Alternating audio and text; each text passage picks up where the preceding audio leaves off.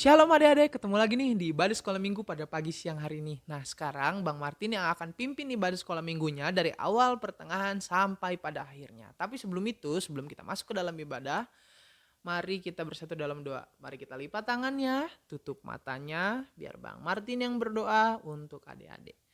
Mari kita bersatu dalam doa. Bapa dalam sorga, Bapa dalam nama Tuhan Yesus Kristus, terima kasih Tuhan telah mengizinkan kami untuk ibadah walaupun masih dengan secara online Tuhan. Tapi kiranya Kau hadir di dalam ibadah kami Tuhan. Berkati ibadah kami dari awal pertengahan sampai pada akhirnya. Kiranya Engkau melawat, Engkau temani Tuhan. Engkau jagai ibadah kami dari awal pertengahan sampai pada akhirnya Tuhan. Kami serahkan ibadah kami hanya ke dalam tangan-Mu. Sebentar juga kami akan memuji dan membawa pujian Tuhan. Biarlah pujian yang kami bawakan bisa berkenang di hadapan-Mu Tuhan. Terima kasih Tuhan, hanya di dalam nama Tuhan Yesus Kristus, Allah Juru Selamat kami yang hidup, kami sudah berdoa dan mengucap syukur. Haleluya, mari sama-sama kita katakan, amin. Nah adik-adik, sebentar kita mau masuk ke dalam ibadah sekolah minggu, mari kita angkat satu pujian. Tapi sebelum itu Bang Martin mau ngingetin ya, kalau misalnya adik-adik pengen keluar rumah, adik-adik harus pakai masker. Dan juga kalau misalnya nggak penting amat untuk keluar rumah, adik-adik nggak usah keluar rumah. Mendingan aktivitasnya dilakuin di rumah aja, kayak belajar, main, dan yang lain-lain adik-adik lakuin di rumah aja. Ya, tanpa berlama-lama lagi, mari kita angkat satu pujian, bersuka dalam Tuhan.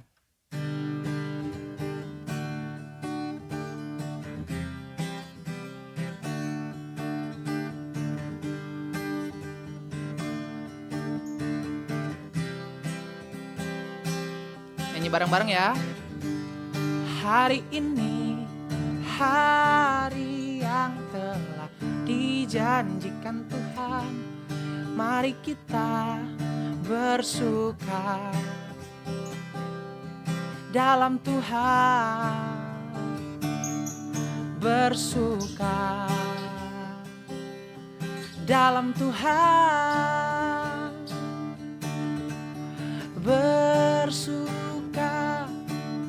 Bersuka dalam Tuhan. Sekarang bersuka citalah. Bersuka dalam Tuhan. Mari bersuka citalah. Nyanyi lagi dari awal. Hari ini, hari yang telah dijanjikan Tuhan. Mari kita bersuka. Hari ini, hari yang telah dijanjikan Tuhan. Mari kita bersuka dalam Tuhan.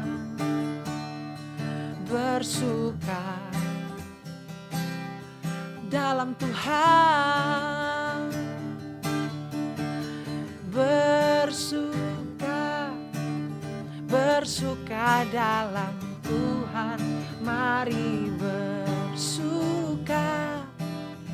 bersuka citalah. Bersuka dalam Tuhan. Sekarang bersuka citalah. Sekarang bersuka citalah. Sekarang bersuka citalah. Beri kemuliaan buat Tuhan. Haleluya.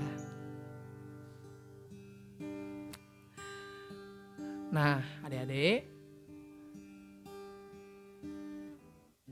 sebentar kita mau masuk ke dalam firman Tuhan.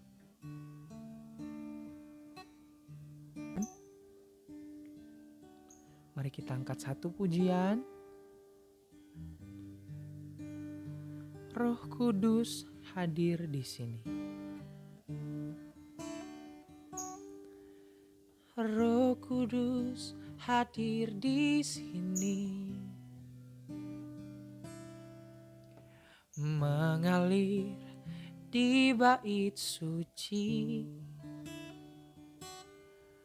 Perkara ajaib pun terjadi, kuasa mujizat nyata, karena Roh Allah sedang bekerja. Sama-sama katakan Roh Kudus. Roh Kudus hadir di sini, mengalir di bait suci. Perkara ajaib pun terjadi, kuasa mujizat nyata, karena Roh Allah sedang bekerja. Tiada yang mustahil dan tiada yang sukar bila Roh Allah turut bekerja. Tiada yang mustahil bagi orang percaya, karena Roh Allah turut bekerja di antara kita. Mari sama-sama kita katakan, Roh Kudus hadir di sini, mengalir di bait suci. Perkara ajaib pun terjadi, kuasa mujizat nyata, karena Roh Allah sedang bekerja. Tiada yang mustahil dan tiada yang sukar bila Roh Allah turut bekerja. Tiada yang mustahil bagi orang percaya, karena Roh Allah turut bekerja di antara kita.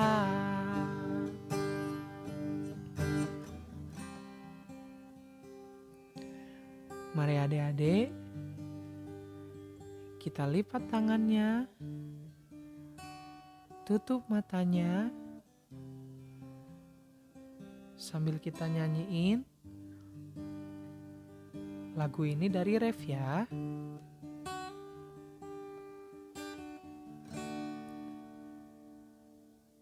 Tiada yang mustahil dan tiada yang sukar bila Roh Allah turut bekerja. Tiada yang mustahil bagi orang percaya, karena Roh Allah turut bekerja di antara kita. Karena Roh Allah turut bekerja, karena Roh Allah turut bekerja di antara kita.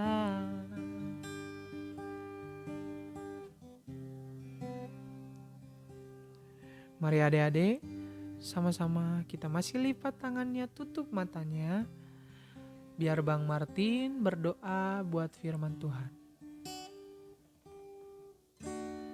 Adik-adik, sebentar kita mau masuk ke dalam firman Tuhan. Nah, Bang Martin mau ngasih tahu ke adik-adik, masih mau ngingetin ke adik-adik kalau misalnya firman Tuhan kali ini ada di Alkitab. Jadi kita harus ambil Alkitabnya, yang Alkitabnya masih di kamar tidur, mungkin yang Alkitabnya masih di meja belajar, adik-adik bisa ambil. Bang Martin kasih waktu 5 detik untuk adik-adik ngambil Alkitabnya di tempatnya masing-masing. Ya, mari Bang Martin mulai dari sekarang. 1, 2, 3, 4, 5. Bang Martin harap adik-adik udah pada pegang Alkitabnya masing-masing di depan tayangan ini, oke? Nah, jadi firman Tuhan kita pada pagi siang hari ini ada di 1 Yohanes pasalnya yang ke-1, ayatnya yang ke-9. 1 Yohanes pasalnya yang ke-1, ayatnya yang ke-9. 1 Yohanes pasal yang ke-1, ayatnya yang ke-9.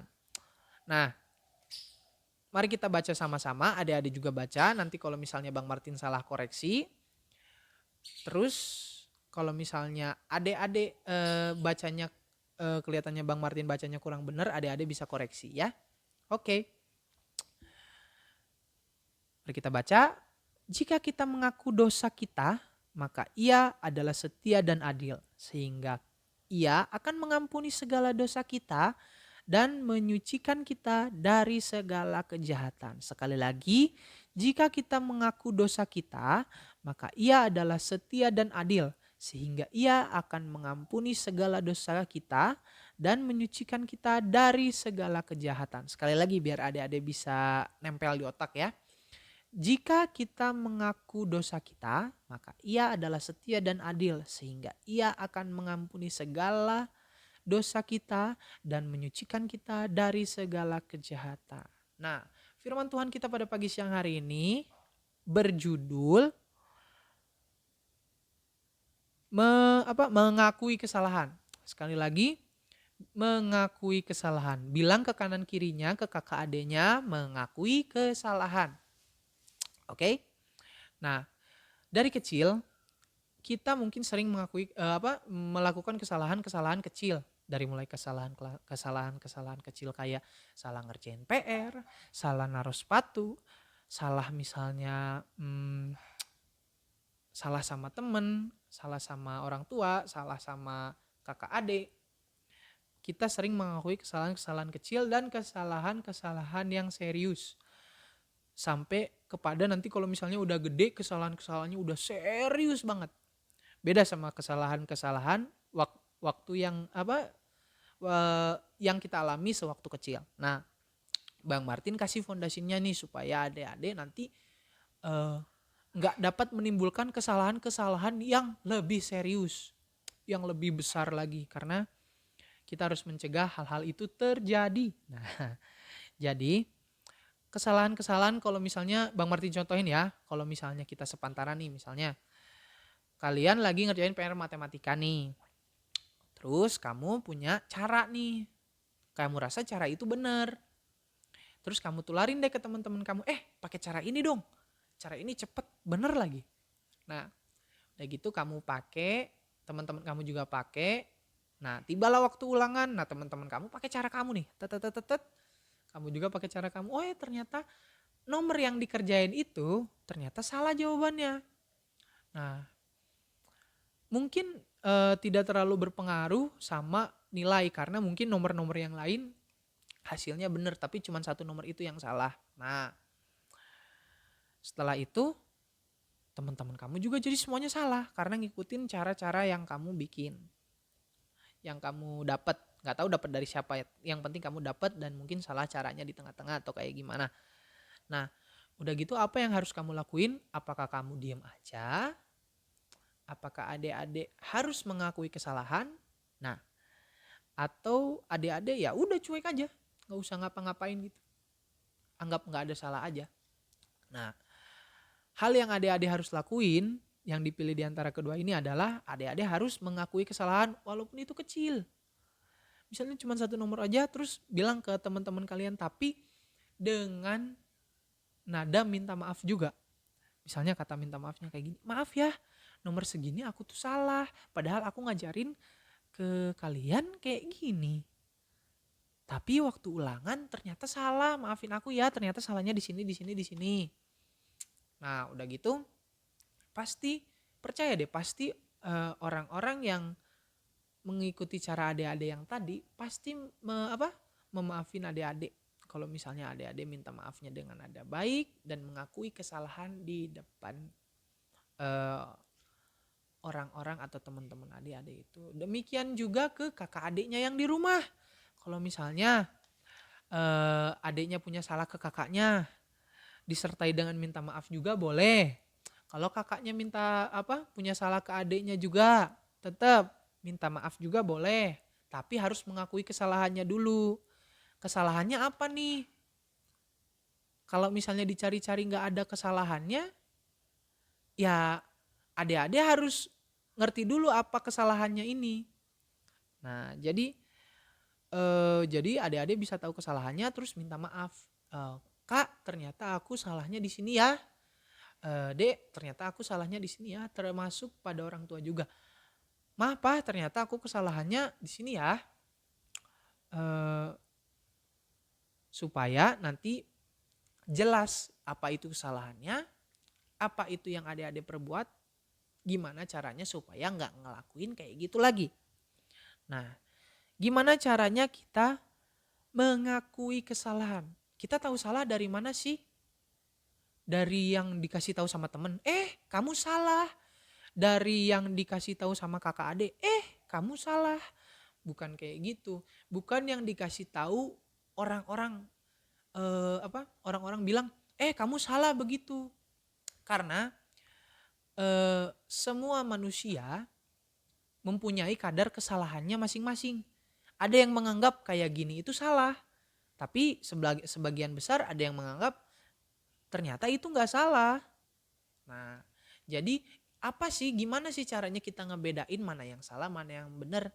Bang Martin dari awal selalu berbicara tentang firman Tuhan. Jadi pedoman kita untuk kita mengetahui salah apa benar adalah firman Tuhan. Ya, jadi kita harus tahu salahnya firman Tuhannya kayak gimana. Nah, firman Tuhan ini bisa kita tafsirin sendiri dengan bimbingan Tuhan, atau bisa kita tafsirin dengan tanya sama guru sekolah minggu juga boleh. Atau tanya-tanya sama guru-guru pembimbing juga boleh. Atau tanya sama orang tua, kalau misalnya orang tuanya rajin baca Alkitabnya juga boleh. Boleh tanya sama orang tua apa tujuan firman Tuhan tersebut. Tapi kita harus mendengar juga suara Tuhan. Apa yang Tuhan ingin sampaikan. Mendengar suara Tuhan itu bukan kayak halo kamu gini-gini di kuping, bukan kayak gitu. Tapi ketika kamu baca firman Tuhan itu, nah kamu cocokin sama kesalahan kamu dan ternyata jawabannya benar. Oh, ternyata aku salah begini. Aku harus minta maaf. Oh, ternyata aku salah begini. Nah, di firman Tuhan itu semuanya komplit. Di Alkitab itu semuanya komplit.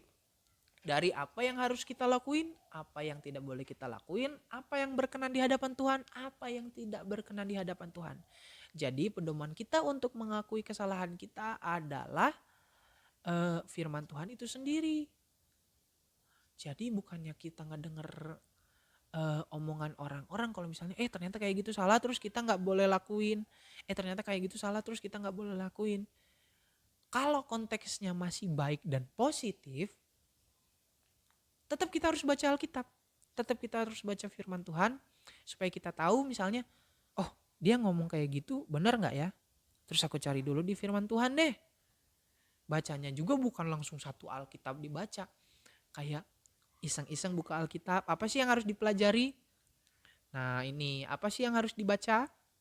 Nah ini kalau misalnya untuk adik-adik yang masih SD kelas 1, 2, 3, 4 mungkin baca firman Tuhannya masih satu ayat ya. Jadi kalau misalnya pergaulan yang buruk merusak kebiasaan yang baik. Nah jadi aku gak boleh bergaulnya negatif. Boleh bergaul sama semua orang, boleh. Tetapi harus sortir mana yang positif, mana yang negatif. Harus pandai memilah-milah. Nah dari satu ayat itu aja adik-adik bisa membedakan mana yang baik, mana yang benar. Jadi adik-adik bisa mengakui kesalahan adik-adik. Kalau misalnya adik-adik tahu dulu firman Tuhannya, jadi kita harus berpedoman ke dalam firman Tuhan. Jadi mulai dari sekarang adik-adik di rumah harus menerapkan firman Tuhan ini di kehidupan sehari-hari. Kalau misalnya adik-adik punya salah sama teman-teman adik-adik, harus mengakui salah juga sertai dengan minta maaf. Ya, supaya hubungan adik-adik pada baik. termasuk orang yang lebih muda ke yang lebih tua, termasuk orang yang lebih tua juga ke yang lebih muda. Kalau untuk memaafkan, kalau untuk mengakui kesalahan, nggak ada gengsinya. Mau yang tua, mau yang muda, mau yang kakek-kakek ke anak muda, mau yang dari bapak-bapak ke anak muda ke bapak-bapak, semuanya sama. Di hadapan Tuhan itu, kalau mengakui kesalahan, pasti disucikan sama Tuhan. Bahkan kita dijauhi dari kejahatan. Nah, karena acuannya dari firman Tuhan tadi.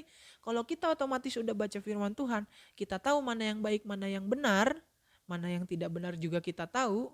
Dan dari situ tanpa sadar Tuhan menyucikan kita. Oh, kita tahu mana yang baik, mana yang benar. Jadi kalau misalnya kita mengakui kesalahan, langsung ada alarm nih. Oh, ternyata itu salah. Nah, jadi dari ayat ini kita bisa belajar kalau misalnya mengakui kesalahan atau mengakui dosa itu, karena kepada Tuhan kita mengakui dosa, caranya kita dengan berdoa, mengaku dosa kepada Tuhan, dan yakin Tuhan pasti mengampuni. Iman kita mengatakan Tuhan pasti mengampuni dosaku. Karena Tuhan sudah mati di kayu salib untuk semua dosa-dosa kita di dunia ini. Enggak penting perbedaannya apa, tapi untuk semua manusia yang ada di dunia ini. Tuhan udah mati di kayu salib untuk menembus dosanya. Jadi kamu harus yakin kalau kamu minta maaf, kalau kamu mengakui kesalahan, kalau kamu mengakui dosa, Tuhan pasti mengampuni, teman-teman kamu pasti memaafkan, dan semua orang pasti bisa menerima kamu.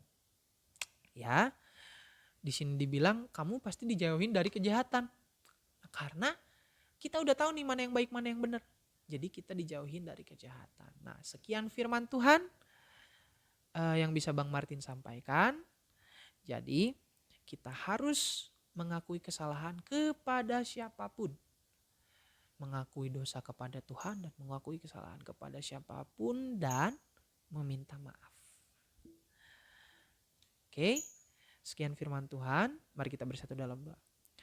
Bapa dalam sorga, Bapa dalam nama Tuhan Yesus Kristus, terima kasih Tuhan telah mengizinkan kami untuk mendengarkan firman Tuhan sampai selesai Tuhan.